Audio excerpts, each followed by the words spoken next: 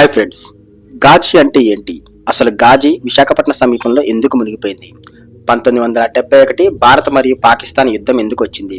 అలాగే ఈ యుద్ధంలో గాజీని పాకిస్తాన్ ఎందుకు అంతగా హైలైట్ చేసింది?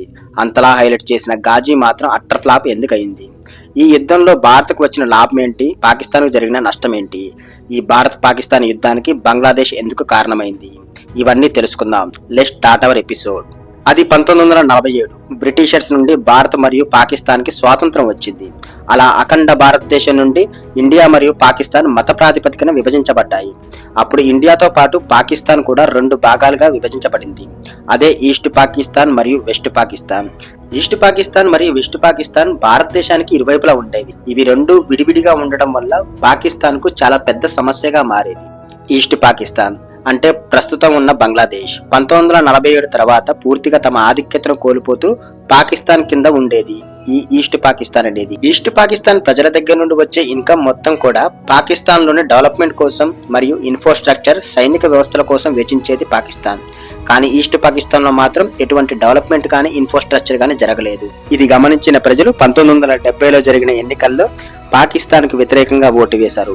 పాకిస్తాన్ లో జరుగుతున్న ఆగడాలను వ్యతిరేకించిన ఫ్రీడమ్ ఫైటర్ షేక్ ముజిబుర్ రెహమాన్ అతను ఒక పార్టీ స్థాపించాడు. ఆ పార్టీ పేరే అవామీ లీగ్.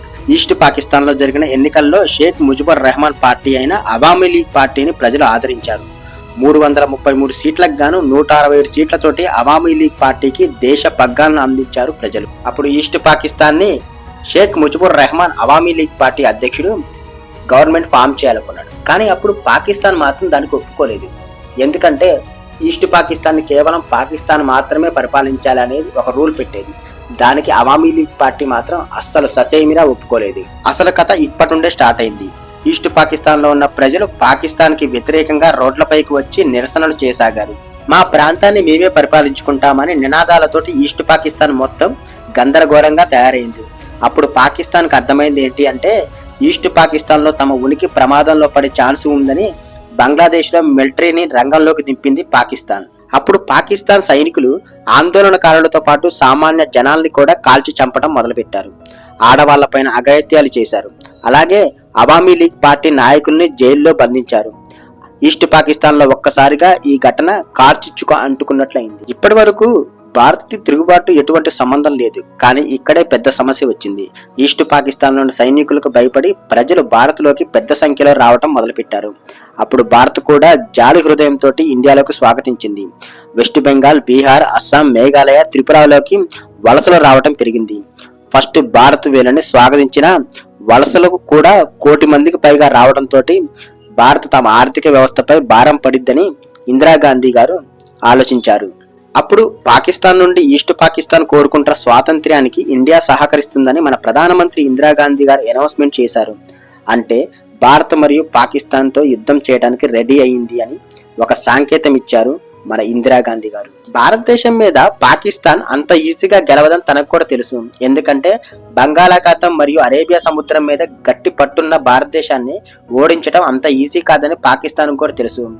అప్పుడు దింపిన ఒక సబ్మెరీన్ పేరే పిఎన్ఎస్ గాజీ. అసలు ఈ గాజీ అనేది 1945 రెండవ ప్రపంచ యుద్ధంలో అమెరికా వాడింది. దీని పేరు డిబ్లో. ఈ యుద్ధ జలాంతర్గామిని 1964లో అమెరికా దగ్గర నుంచి పాకిస్తాన్ కొనుగోలు చేసింది. 1960 వరకు కూడా పాకిస్తాన్ వద్ద పెద్ద సబ్మెరీన్ ఏమీ లేవు.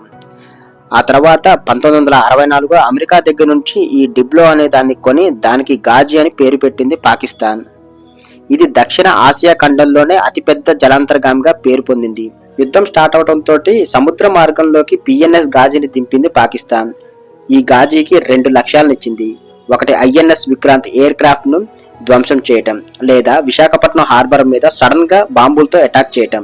ఈ 2 లక్ష్యాల్లో ఏ లక్ష్యం పాకిస్తాన్ సాధించినా భారత్ కు నష్టమే. అందుకే పాకిస్తాన్ ప్లాన్ చేసింది. పిఎన్ఎస్ గాజీ అనేది అరేబియా సముద్రం మీదుగా శ్రీలంక వైపు వచ్చింది. ఇది కనిపెట్టిన India INS Vikrant air craft ను అండమాన్ ఐలాండ్స్ కి పంపించేసింది. 1971 డిసెంబర్ 3వ తారీఖున విశాఖపట్నం చేరుకున్న గాజీకి అక్కడ ఐఎన్ఎస్ విక్రాంత్ లేదని తెలిసింది. గాజీ సబ్మెరీన్ కి ఏం చేయాలో అర్థం కాలేదు. కానీ రెండవ ప్లాన్ గా వైజాగ్ మీద అటాక్ చేయాలనుకుంది. విశాఖపట్నం సమీపంలో ఉన్న ఐఎన్ఎస్ రాజ్పుత్ ఒక 2 బాంబులు డిప్లాయ్ చేసింది. ఆ బాంబుల మీదుగా పిఎన్ఎస్ గాజీ రావడంతో అక్కడికక్కడే పేలిపోయిందని Indian Navy official press meet లో చెప్పింది. పాకిస్తాన్ మాత్రం దీనికి భిన్నంగా చెప్తుంది. అదేమిటంటే 2 వెర్షన్లు ఉన్నాయి. ఇందులో మొదటి వెర్షన్ అనేది విశాఖపట్నం పైన బాంబులు వదులుతున్న గాజీ దాంట్లో బాంబు స్ట్రక్ అయిపోయి పేలిపోయిందని చెప్తుంది. ఇది మొదటి వెర్షన్. రెండో వెర్షన్ వచ్చేసి శత్రువుల కోసం పెట్టిన బాంబుల పైన తాను మాత్రమే వెళ్లి దానంతట అదే పేలిపోయిందని చెప్తుంది. అంటే తాను తీసుకున్న గోతులో తానే పడిందని పాకిస్తాన్ అబద్ధపు స్టేట్మెంట్ ఇచ్చింది. ఎంత ఫూలిష్నెస్ గా ఉంది ఫ్రెండ్స్. ఇక తటస్థ వైఖరి కలిగిన వాళ్ళు చెప్తున్న స్టోరీ ఏంటి అంటే గాజీ సబ్మెరీన్ అనేది పాత మోడల్. దానిని చాలా సార్లు రిపేర్ చేయించారు. అందులో బాంబ్స్ స్ట్రక్ అయిపోయి పేలిపోయిందని చాలా మంది చెప్తున్నారు. కానీ ఇక్కడ ఎవరు చెప్పిన దానికి సరైన ఎవిడెన్స్ లేవు. కనుక గాజీ స్టోరీ అనేది ఒక మిస్టరీగా మిగిలిపోయింది. ఈ గాజీ సబ్మెరీన్ అనేది డిసెంబర్ 3వ తారీఖు రాత్రి విశాఖపట్నం సమీపంలో 2.5 కిలోమీటర్ల దూరంలో మునిగిపోయింది.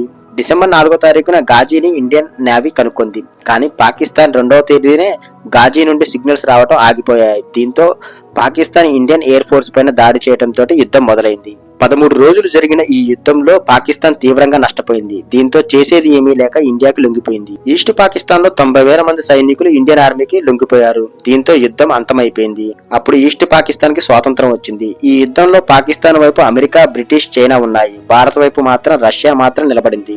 అందుకే మనం ఎప్పుడు రష్యాకి రుణపడి ఉంటాం. జై హింద్, భారత్ మాతాకి జై. ఈ వీడియో కనుక మీకు నచ్చినట్టయితే లైక్ చేసి, షేర్ చేసి, కామెంట్ చేయండి. Please subscribe. Thank you for watching.